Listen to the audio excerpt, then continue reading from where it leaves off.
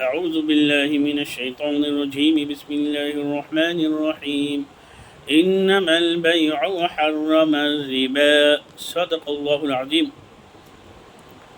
আল্লাহ সুবহানাহু ওয়া তাআলা এই আয়াতের মধ্যে মানুষকে বলিয়ে দিলেন যে ব্যবসা আমি বৈধ এবং জায়েজ করে দিলাম, আর সুদকে হারাম এবং নাজায়েজ করে দিলাম। ব্যবসা বৈধ, এই আমরা ব্যবসা করব, সুদ অবৈধ, আমাকে এটা ছেড়তে লাগবে। সুদের ব্যাপারে নবী করিম সাল্লাল্লাহু আলাইহি ওয়াসাল্লাম বলেছে, যারা সুদ খায় এবং যারা সুদ দেয় আর যারা লেখে এবং সাক্ষী থাকে, এই চার শ্রেণীর মানুষ একই প্রকার গুনার মধ্যে শামিল। এই জন্য আমরা সুদকে ছেড়ে দেব। বরং সে সুদের ব্যাপারে আল্লাহ সুবহানাহু ওয়া তাআলা বলেছে, ইন লাম তাফআলু ফা'যানু বিহারবিন মিনাল্লাহি ওয়া রাসূলিহি, যারা সুদ ছাড়ে না তাদের জন্য আমি এবং আমার রাসূলের পক্ষ থেকে যুদ্ধের এলান করে দিলাম। আল্লাহ সুবহানাহু ওয়া তাআলা কোনো গুনার ব্যাপারে এইরকম যুদ্ধের ঘোষণা করেন নেই কি। যাই শর্ট বলতে চাচ্ছি আমি, এটা বহুত ভয়ানক একটা আযাব এবং আল্লাহর রাগের একটা কথা বলিয়েছে। যুদ্ধর ঘোষণা করে দিলাম। এ কত আফসোসের বিষয়। আমাদের সমাজের মধ্যে ব্যাপক হারে সুদ বৃদ্ধি পাইছে। আমরা ইসলামের জ্ঞান অর্জন করে সুদকে সারার চেষ্টা করব।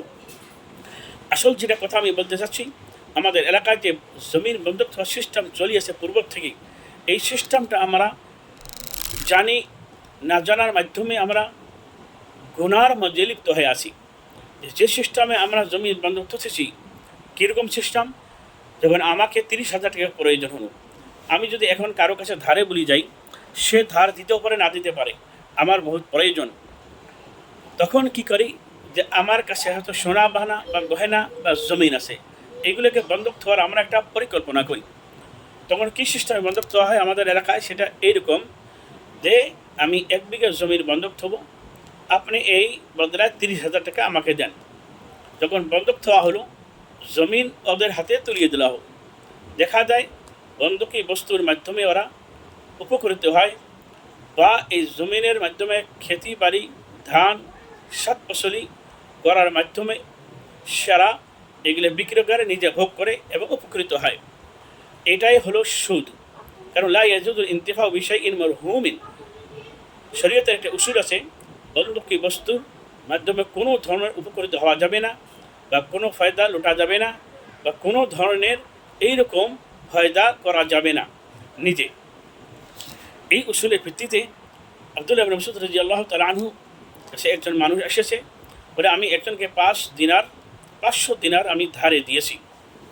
তো আব্দুল্লাহ ইবনে মাসউদ রাদিয়াল্লাহু তাআলা বলেছে, এরপরে কী করিয়েছো? যখন আমি 500 দিনার আমি ধারে দিয়েছি, এর বদলে আমাকে একটা উট আমার কাছে বন্ধক রাখিয়েছি। তখন আব্দুল্লাহ ইবনে মাসউদ রাদিয়াল্লাহু তাআলা আনহু, বহুত বড় সাহাবা, যখন ওনাকে জিজ্ঞাসা করলেন, তুমি কি উটের মাধ্যমে কোনো উপকৃত হয়েছো বা সওয়ার হয়েছো? হ্যাঁ। বলে, আমি উটের উপরে সওয়ার হয়েছি। এটাই তো সুদ। বন্ধকি বস্তুর মাধ্যমে উপকৃত হওয়া বা কোনো ধরনের মুনাফা হাসিল করা, এটাই সুদ বলা হয়। ভাই মোহতরম দোস্ত বুজুর্গ, আমরা এইভাবে আমাদের এলাকার মধ্যে জমিন বন্ধক থই। যখন জমিন ফেরত দেওয়ার সময় আসে, বা যারা মজবুরান টাকা দিয়ে জমিনকে বন্ধক থুয়েছে, যখন টাকা জোগাড় হয়ে যায়, পুরো টাকা ঘুরিয়ে দেওয়ার পরে আবার জমিনকে ফেরত দেয়। এটা বিলকুল হারাম এবং সুদ। এই সিস্টেমটা আমাদেরকে পাল্টাইতে হবে।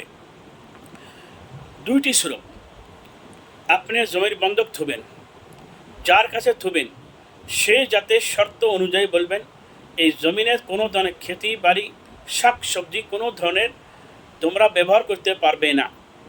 যখন আমার টাকা জুটবে, আমি টাকা দিয়ে আবার জমিন ফেরত নেব। বা নাই বা আরেকটি সুরত আছে, যে জমিন আপনি ভরা হিসেবে দিতে পারেন। ধরেন আপনার 30,000 টাকা প্রয়োজন হয়েছে, যার কাছে জমিন বন্ধক থবেন তাকে ডেকে নিয়ে আসবেন। ভাই, ইসলামের সিস্টেমে আমরা জমিনকে বন্ধক থোয়া নেওয়া করি। সেটা হলো এইরকমভাবে যে আপনি আমাকে 30,000 টাকা দেন, আর 5 বছর কিংবা 10 বছরের নামে আপনি ভরা নেন। যখন 5 বছর 10 বছর শেষ হয়ে যাবে, এর মেয়াদ শেষ হয়ে যাবে, তখন যে 30,000 টাকা আপনি নিলেন, সে টাকাটাও এইভাবে ক্ষয় যাবে, আর জমিনও আপনি ফিরিয়ে পাবেন। টাকা ফেরত দেওয়া লাগবে না, ভরা হিসেবে আপনি কাগজ জমিন দিবেন, সে জমিন নেওয়ার পরে, কবজা করার পরে সেই খেতি বাড়ি, ধান, শাক, সবজি সমস্ত খেতি বাড়ি করে সে উপার্জন করতে পারবে, উপকৃত হতে পারবে, লাভবান হতে পারবে। তখন কোনো ধরনের নাজায়েজ এবং হুরমত থাকবে না। কারণ যখনই আমাদের এলাকার সিস্টেমে যাওয়া জমিন থাকবে, এটা সুদের মধ্যে পরিণত হয়ে যাবে।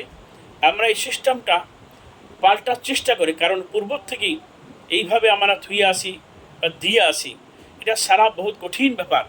যারা আসলেই ইমানের মহব্বত আছে, যারা ইমানকে বাঁচাতে চাবেন, অনিবার্য ইসলামের সিস্টেমে আপনি জমিন ভাড়া হিসেবে দিবেন, তখন ওরা ভোগ করতে পারবে আর আপনার টেকাও ক্ষয়ে যাবে।